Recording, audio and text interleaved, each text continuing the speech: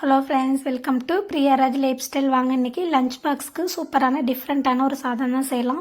ரொம்பவே வாசனை சூப்பராக இருக்கும். பசங்க மிச்சம் வைக்காமல் சாப்பிட்டு வருவாங்க. பசங்களுக்கு மட்டும் இல்லை, நீங்கள் ஆஃபீஸ் கூட கொடுத்து விடலாம். சூப்பரான லஞ்ச் பாக்ஸ் எப்படி செய்யுதுன்ட்டு குயிக்காக பார்த்துடலாம் வாங்க. இது கொத்தமல்லி சாதம் தான். இதுக்கு நான் 3 பச்சை மிளகாய் எடுத்து மிக்ஸி ஜாரில் சேர்த்துக்கிறேன். காரத்துக்கு ஏற்ப நீங்கள் பச்சை மிளகாவை கூட்டி கூட சேர்த்துக்கலாம். 1 ஸ்பூன் அளவுக்கு சீரகம் சேர்த்துக்கிறேன்.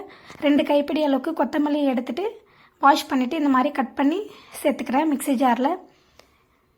இந்த பச்சை மிளகா, கொத்தமல்லி, சீரகம் இது எல்லாத்தையுமே நல்லா லைட்டாக தண்ணி ஊற்றி இது மாதிரி அரைச்சி எடுத்துகிட்டு வந்துட்டேன். ஸ்டவ் ஆன் பண்ணிவிட்டு ஒரு கடாய் வச்சுக்கிறேன். இது கூட 3 ஸ்பூன் எண்ணெய் சேர்த்துக்கிறேன். எண்ணெய் நல்லா சூடாகட்டும். எண்ணெய் நல்லா சூடானதும் 1 ஸ்பூன் கடுகு, 2 ஸ்பூன் கடலைப்பருப்பு சேர்த்துட்டு இது கூடவே முந்திரி பருப்பு ஒரு 5 முந்திரி பருப்பு இந்த மாதிரி உடச்சி சேர்த்துருக்கேன். இது நல்லா செவந்து வரட்டும். இது கூடவே பெருசாக கட் பண்ண பெரிய வெங்காயம் 1 சேர்த்துக்கிறேன்.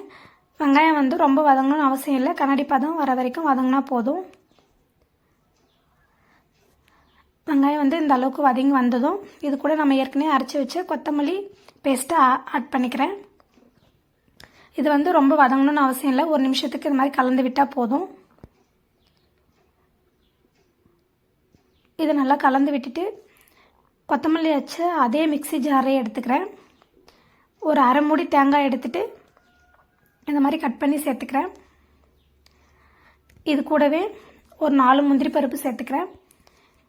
சேர்த்துட்டு இதை நல்லா லைட்டாக தண்ணி ஊற்றி கொஞ்சம் இந்த மாதிரி அரைச்சிட்டு வந்துடலாம். அரைச்சிட்டு இப்போ இதையும் சேர்த்து 1 நிமிஷத்துக்கு மிக்ஸ் பண்ணி விட்டுக்கிறேன்.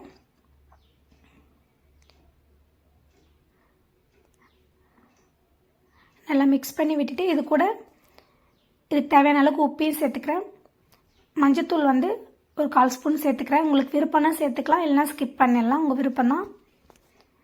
சேர்த்துட்டு நல்லா கலந்து விட்டுக்கிறேன். இது கூடவே நான் 4 கப்பு சாதம் வடித்து ஆற வச்சு வச்சுருக்கேன். இது சேர்த்துக்கிறேன். உங்களுக்கு வேணுன்னா நீங்கள் பாஸ்மதி அரிசி கூட போட்டு செஞ்சுக்கலாம். நான் நார்மல் அரிசி தான் சேர்த்து பண்ணியிருக்கேன். சேர்த்துட்டு சாதத்தை கூட நல்லா மிக்ஸ் பண்ணி விட்டுக்கலாம்.